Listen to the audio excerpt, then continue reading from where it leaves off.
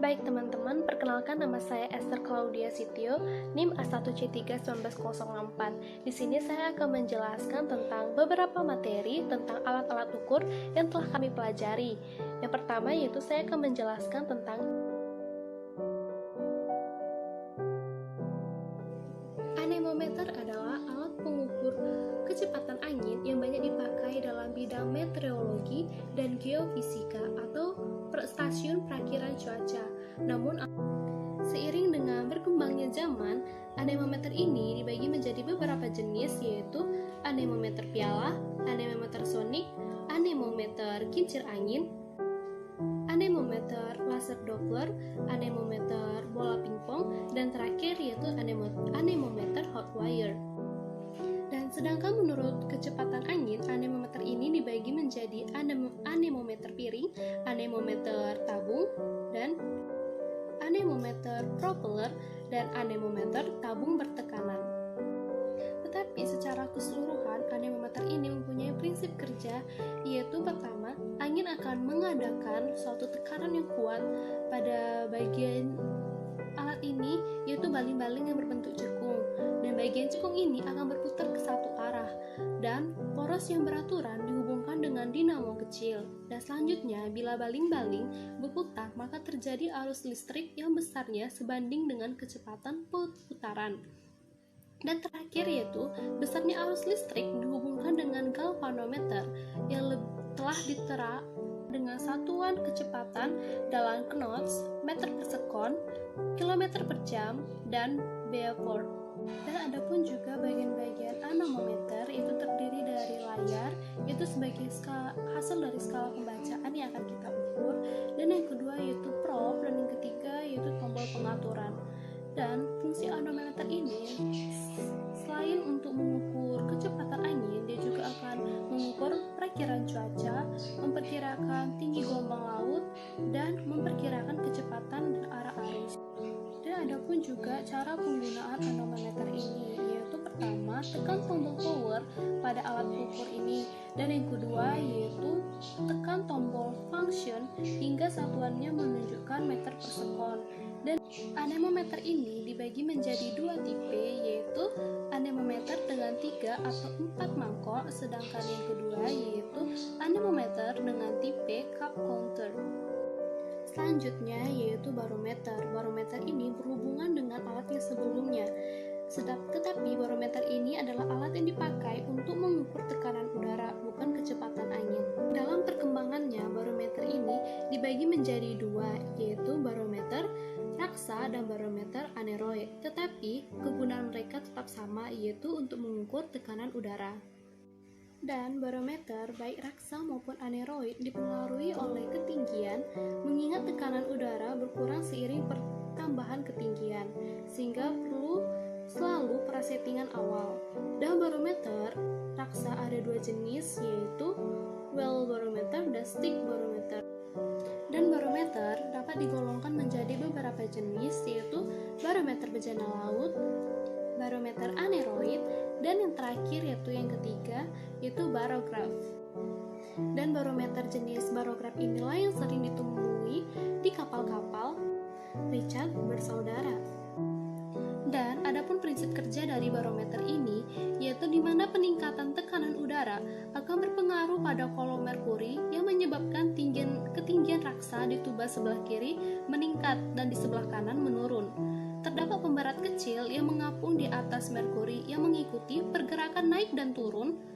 Merkuri ini menyebabkan dorongan yang terhubung pada pointer di mana akan mengidentifikasikan kenaikan tekanan, dan jika terjadi penurunan, maka akan terjadi proses sebaliknya, dan barometer jenis ini sebaiknya diguncang dulu sebelum digunakan. Selanjutnya ada pun juga bagian-bagian dari barometer ini. Yang pertama yaitu vernier.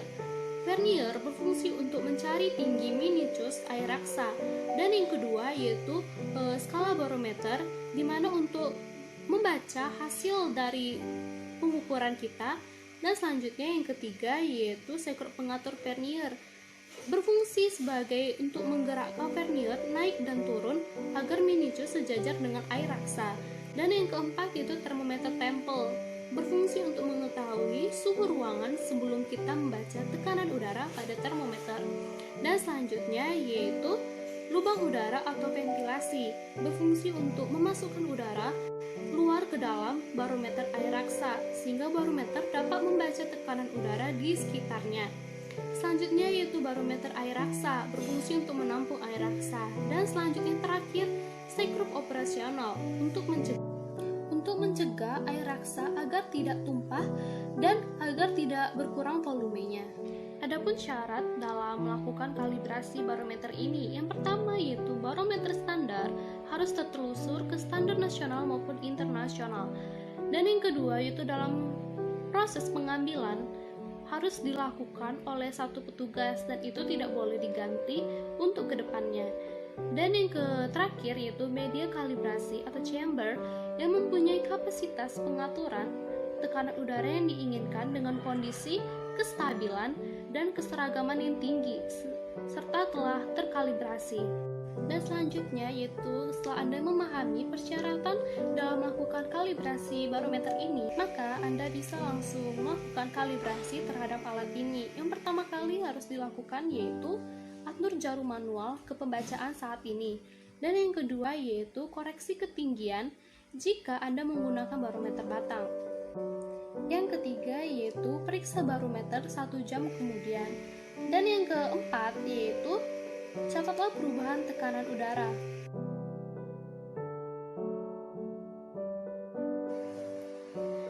Selanjutnya saya akan menjelaskan tentang alat pengukuran curah hujan. Nah, alat ini dibagi menjadi dua, yaitu tipe otomatis dan tipe manual, yang mempunyai prinsip kerjanya masing-masing dan kelebihan dan kekurangannya masing-masing. Prinsip kerja pada penakar hujan tipe manual ini yaitu ketika saat terjadi hujan, air akan masuk ke dalam corong penakar dan air yang masuk ke dalam penakar tersebut akan dialirkan dan terkumpul pada tabung penampung. Dan pada jam-jam pengamatan, air hujan yang tertampung diukur dengan menggunakan gelas ukur. Dan apabila jumlah curah hujan yang tertampung melebihi kapasitas gelas ukur, maka pengukuran dilakukan beberapa kali hingga air hujan tertampung dapat terukur semua. Dan salah satu contoh dari penakar tipe manual ini yaitu ombrometer observatorium, di mana alat ini menjadi alat standar pengukuran curah hujan BMKG di Indonesia. Sedangkan pada penakar hujan tipe otomatis ini, alat akan mencatat sendiri curah hujan yang terjadi dalam satu hari tersebut. Dengan cara kerja, air akan masuk ke dalam alat tersebut dan air hujan yang ditampung akan masuk ke dalam timbangan yang disediakan. Dan melalui cara mekanis, hasil dari timbangan ini akan ditransfer melalui jarum penunjuk berpena. Dan maka akan diketahui curah hujan melalui penimbangan air yang ditransferkan dari jarum penunjuk ke dalam kertas pias. Dan tipe dari alat penakar hujan tipe otomatis ini banyak sekali, yaitu tipe Bendix, tipe Hellman, dan tipe Tapping Bucket, dan Tapping Siphon, dan Floating Bucket, dan tipe optikal. Tetapi pada prinsip dasarnya yaitu alat ini akan bekerja sendiri, yaitu akan mencatat curah hujannya sendiri. Dan menurut saya kelebihannya yaitu akan mengurangi kesalahan kita dalam menghitung curah hujan tersebut, dan juga tentunya lebih praktis karena alat ini akan bekerja sendiri. Selanjutnya saya akan menjelaskan tentang psychrometer standar dan termograf. Psychrometer adalah termometer air raksa dalam bejana kaca untuk mengukur suhu udara aktual yang terjadi. Satuan yang ditetapkan dalam suhu udara ini yaitu Celsius, sedangkan ada beberapa negara bagian yaitu seperti Amerika, Eropa, dan negara lainnya yang menetapkan Kelvin dan Fahrenheit sebagai suhu standar mereka.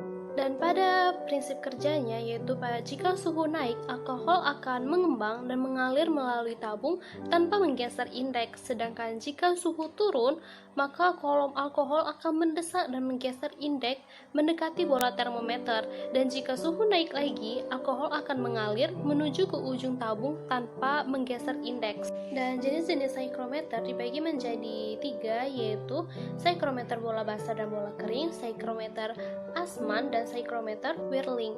Dan pada termometer bola basah dan bola kering ini ada perbedaan, yaitu di mana termometer bola kering ini air raksa dibiarkan kering sehingga akan mengukur suhu udara sebenarnya, sedangkan termometer bola basah air raksa dibiarkan basah agar mengukur suhu jenuh atau titik saturasi. Secara keseluruhan, psychrometer ini mempunyai prinsip kerja yang sama, yaitu menggunakan dua termometer dalam pengukuran, yaitu termometer pertama digunakan untuk mengukur suhu udara biasa, sedangkan termometer kedua yaitu digunakan untuk mengukur suhu udara jenuh atau lembab. Dan ada pun juga cara penggunaan psychrometer ini, yaitu hygrometer.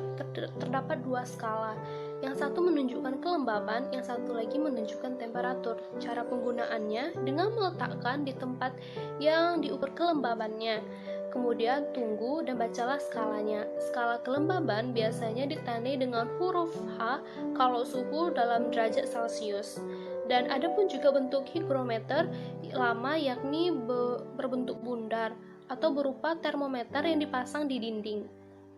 Cara membacanya juga sama, bisa dilihat pada raksanya di termometer satu yang untuk mengukur kelembaban dan satu lagi untuk mengukur suhu.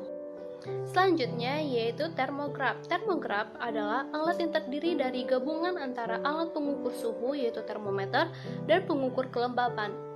Alat ini mencatat secara otomatis temperatur dan kelembapan sebagai fungsi waktu. Bagian dari termograf adalah logam panjang yang terdiri dari dua bagian yaitu kuningan dan impar. Bentuk bimetal merupakan spiral. Baik teman-teman, perkenalkan nama saya Esther Claudia Sitio, NIM A1C31904. Di sini saya akan menjelaskan tentang beberapa materi tentang alat-alat ukur yang telah kami pelajari. Yang pertama yaitu saya akan menjelaskan tentang actinograph dengan Campbell-Stokes. Actinograph adalah alat untuk mengukur atau memperkirakan intensitas paparan atau intensitas kimia cahaya. Actinograph ini adalah alat untuk mengukur atau mencatat secara otomatis radiasi matahari atau total radiasi matahari yang jatuh pada bidang horizontal. Dan yang kelima yaitu tangkai dan pena pencatat. Dan sedangkan yang keenam yaitu drum clock atau silinder berputar yang dilengkapi dengan kertas pias. Dan yang ketujuh yaitu pengatur atau perata-rata air. Dan ada pun cara kerja dari alat ini, yaitu pertama kita meletakkan alat tersebut pada permukaan datar, biasanya rata-rata 150 cm di atas permukaan, di mana pada lingkungannya ini tidak ada yang menghalangi tanah. Dan yang kedua yaitu atur posisi bimetalik persegi panjang searah utara selatan dan kaca jendela ke arah timur. Dan yang ketiga yaitu atur traveling alat melalui kaki-kaki yang dapat diatur atau diputar. Dan yang keempat, kebersihan alat selalu diperhatikan, terutama bagian glass dome. Dan yang kelima yaitu silika gel harus diganti secara periodik atau beraturan sesuai iklim di mana ia ditempatkan. Dan yang keenam atau yang terakhir yaitu sel karet yang terletak pada bagian dasar secara periodik harus diganti, terutama jika sudah kurang elastis atau rusak. Dan selanjutnya ada pun juga metode operasi alat ini. Dan biasanya alat ini mulai beroperasi yaitu dari mulai jam 6 pagi di mana matahari belum bersinar. Dan yang kedua yaitu buka cover atau penutup alat. Selanjutnya lepaskan drum lock dari shaftnya. Dan yang keempat yaitu pasang kertas pias sisi pias tempat terhimpit penjepit drum lock. Setelah itu hidupkan sistem drum locknya. Dan yang keenam yaitu pasang drum lock kembali kepada tempatnya. Dan yang ketujuh putar drum locknya agar ujung pena tepat jatuh pada jam dan hari awal pengukuran, yaitu tutup kembali cover atau penutup. Dan selanjutnya, setelah matahari terbenam selama 1,5 jam, pias harus diambil. Dan pada hari berikutnya, ulangi langkah dari 1 sampai 9. Dan alat ini termasuk dalam salah satu alat dalam meteorologi untuk mencatat total radiasi matahari atau intensitas radiasi matahari. Dan next yaitu ke alat selanjutnya yaitu Campbell-Stokes. Campbell-Stokes ini adalah alat untuk mengukur lamanya matahari bersinar dengan satuan persen. Dan pengamatan biasanya dilakukan dari mulai jam 8 pagi hingga jam 16 sore, sehingga penyinaran matahari dikatakan 100% bila matahari menyinari selama durasi 8 jam. Itu dari jam 8 pagi sampai jam 16 sore. Adapun prinsip kerja dari alat ini yaitu Campbell Stokes, di mana bola kaca pejal tersebut berfungsi sebagai alat pengumpul sinar matahari, dan dia akan memfokuskan pada satu titik di kertas kias sehingga dapat membentuk suatu tanda hitam. Dan adapun hal-hal yang harus diperhatikan pada saat pengukuran pada alat ini yaitu pertama, posisi alat harus benar-benar rata air. Hal ini dapat dilihat dari weather phase yang ada pada alat. Terus yang kedua yaitu salah satu kaki Campbell Stokes harus menghadap utara agar pias melintangi barat timur.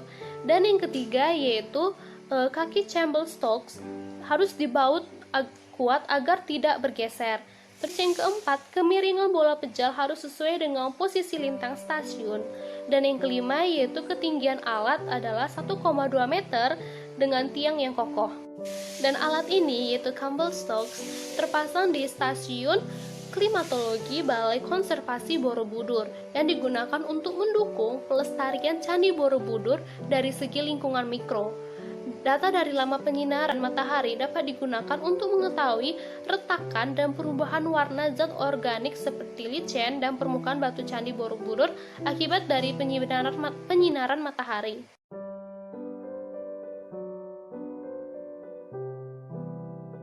Selanjutnya saya akan menjelaskan tentang sound level meter.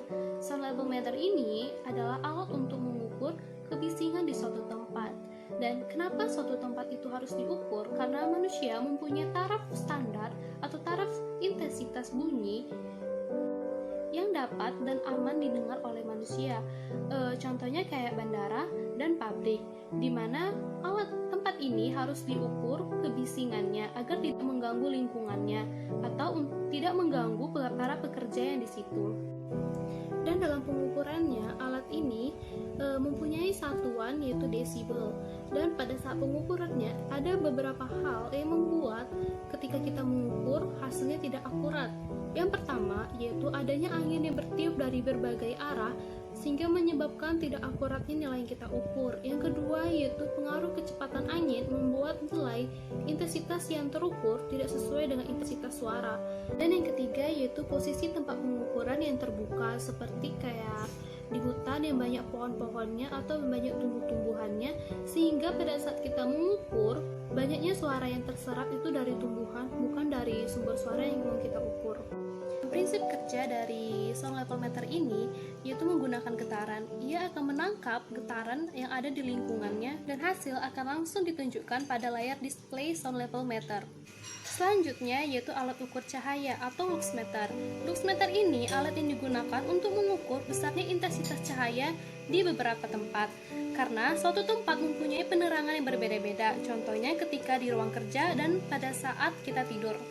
Dan besarnya intensitas cahaya ini perlu diketahui karena pada dasarnya manusia memerlukan penerangan yang cukup.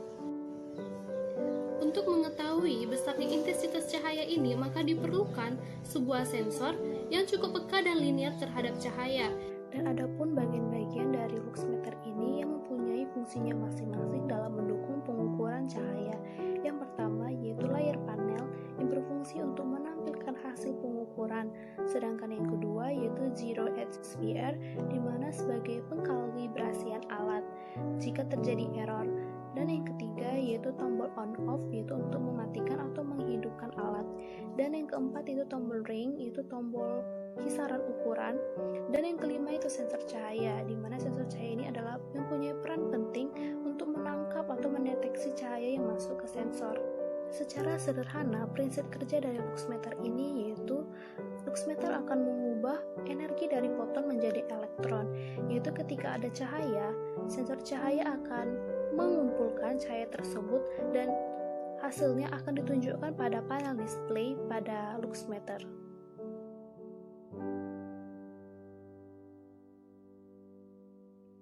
Selanjutnya saya akan menjelaskan yaitu tentang jembatan-jembatan pembanding dan jembatan high dan jembatan Scarlett. Pertama, yaitu jembatan pembanding kapasitansi digunakan untuk pengukuran kapasitansi yang tidak diketahui dengan cara membandingkan terhadap sebuah kapasitansi yang diketahui. Selanjutnya, yaitu jembatan pembanding induktansi. Nah, jembatan pembanding induktansi ini hampir sama dengan jembatan pembanding kapasitansi. Induktasi yang tidak diketahui ditentukan dengan membandingkan terhadap sebuah induktor standar yang diketahui seperti yang ditunjukkan seperti diagram gambar. Dan jembatan Hay digunakan untuk mengukur sebuah induktansi yang tidak diketahui, yang dinyatakan dalam kapasitansi yang diketahui. Dan selanjutnya atau yang terakhir yaitu jembatan Skerring. Dan jembatan ini itu adalah salah satu jembatan arus bolak-balik yang paling penting yang dipakai secara luas untuk pengukuran kapasitor. Dia memberikan beberapa keuntungan nyaris atas jembatan pembanding kapasitansi.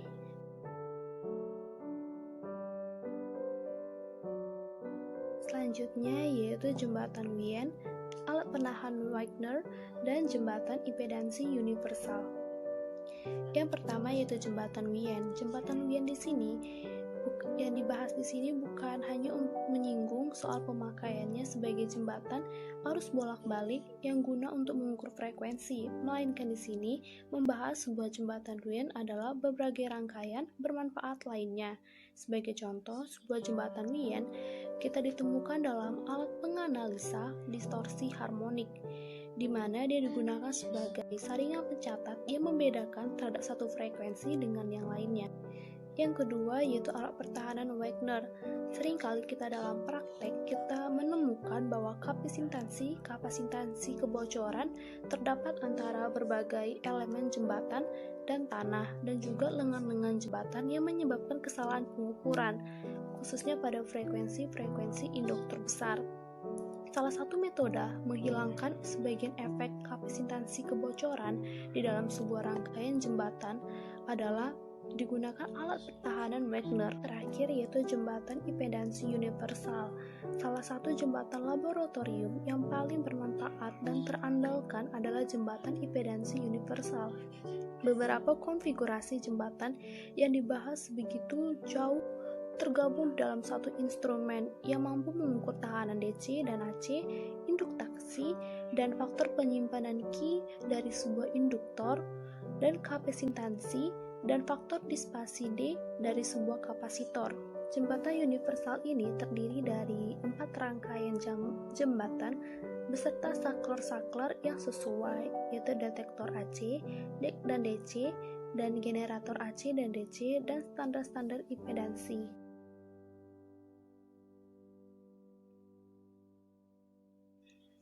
Selanjutnya yaitu alat ukur tegangan, yaitu osiloskop. Osiloskop adalah sebuah alat elektronika untuk melihat bentuk signal tegangan, mengukur harga tegangannya, dan mengukur harga durasi atau frekuensi bila signal tegangan berulang secara periodik. Beda fase antara dua deretan gelombang sinusoida yang sama dapat juga diukur dengan alat ini. Jenis-jenis gelombang yang ditampilkan pada osiloskop yaitu adalah pertama gelombang sinus, kedua yaitu gelombang kotak dan segi 4, dan yang ketiga yaitu gelombang segitiga dan gigi gergaji, dan yang keempat yaitu bentuk step atau pulsa, dan kelima yaitu sinyal periodik, dan yang keenam yaitu sinyal sinkron dan asinkron. Sejalan dengan perkembangan zaman, osiloskop dibagi menjadi dua, yaitu osiloskop analog dan osiloskop digital. Dan adapun kekurangan dan kelebihan dari masing-masing alat ini yaitu osiloskop digital mempunyai tombol hold off, yaitu untuk memberhentikan sinyal gelombang yang dikeluarkan, maka itu akan memudahkan kita dalam pengukuran. Dan selanjutnya osiloskop digital ini mempunyai memori untuk menyimpan data-data pengukuran kita. Ini berbeda dengan osiloskop analog di mana ia tidak mempunyai tombol hold off dan juga memori atau penyimpanan. Dan secara keseluruhan osiloskop digital ini lebih praktis daripada osiloskop analog. Selanjutnya yaitu GPS atau Global Positioning System.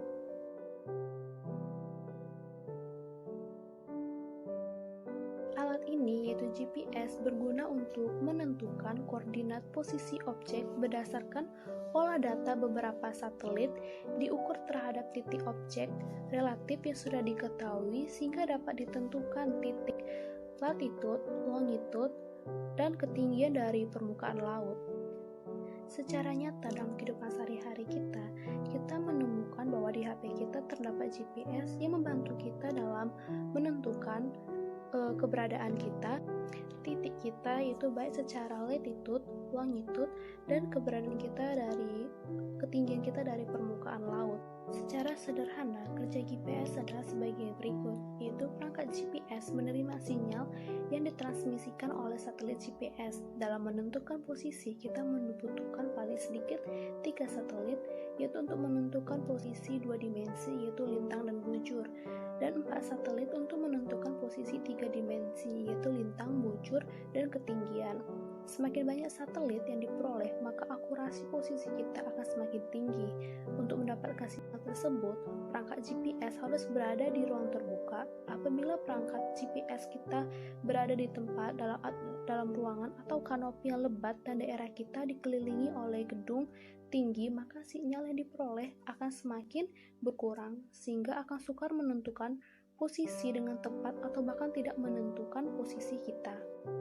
Dan perangkat GPS menerima sinyal dari satelit dan kemudian melakukan perhitungan sehingga pada tampilan umumnya kita dapat mengetahui posisi dalam lintang dan bujur, kecepatan, dan waktu. Di samping itu juga informasi tambahan seperti jarak dan waktu tempuh. Posisi yang ditampilkan merupakan sistem referensi geodetik. Dan adapun beberapa kegunaan GPS, yaitu pertama yaitu dalam bidang kemiliteran, yang kedua yaitu navigasi, dan yang ketiga yaitu pelacak kendaraan, dan selanjutnya itu adalah pemantauan gempa, dan selanjutnya navigasi pesawat terbang dan lain-lain.